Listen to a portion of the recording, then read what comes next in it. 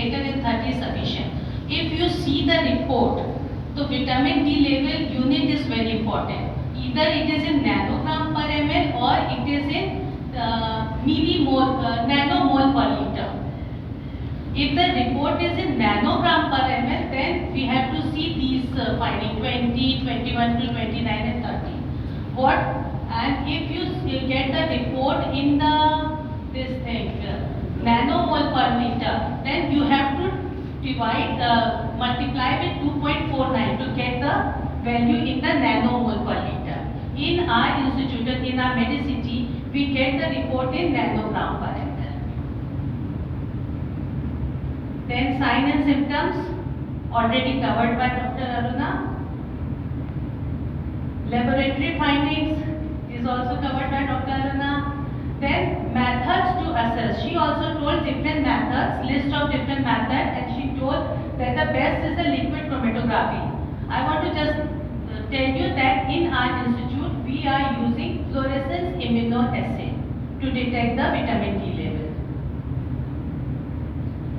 Then coming to my topic, role of vitamin D in women's health and pregnancy. This is a cross-sectional study of 541 healthy women patients, and it is seen that during pregnancy, vitamin D moderate deficiency were maximum in 41.8% of the women are moderately deficient of the vitamin D, and in total deficiency was found in 96.3% of the women are deficient of vitamin D. Similarly, cross-sectional study was done on 342 women, lactating women, and this also we find that 51.2% were moderately deficient of the vitamin D, and overall 99.7% of lactating women are deficient of vitamin D.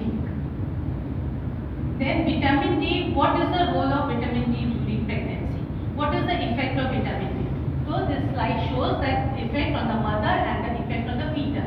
On the effect of mother, vitamin D deficiency causes preeclampsia, gestational diabetes, preterm labor, increased susceptibility to infection. This is the effect on the mother. And vitamin D deficiency in the fetus causes impaired growth and development, low birth weight, neonatal hypocalcemic seizures, and increased susceptibility to respiratory infection.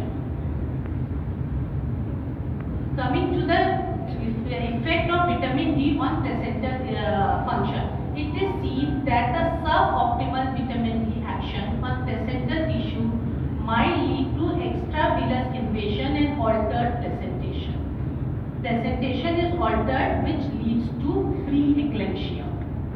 Vitamin D supplementation prevents placental ischemic-induced endothelial dysfunction through downregulation of placental soluble FMS like tyrosine kinase 1 and plays a critical role in early placentation. Second, it is seen by different studies that there is a strong inverse relation between level of 25-hydroxycholecalciferol and preeclampsia. If the level is less, then the chances of preeclampsia is more. Maternal vitamin D deficiency may be independent risk factor for preeclampsia. Vitamin D supplementation in early pregnancy should be explored for preventing preeclampsia and promoting neonatal well-being. Then coming to the first effect was deficiency causes preeclampsia. Second, it may lead to gestational diabetes.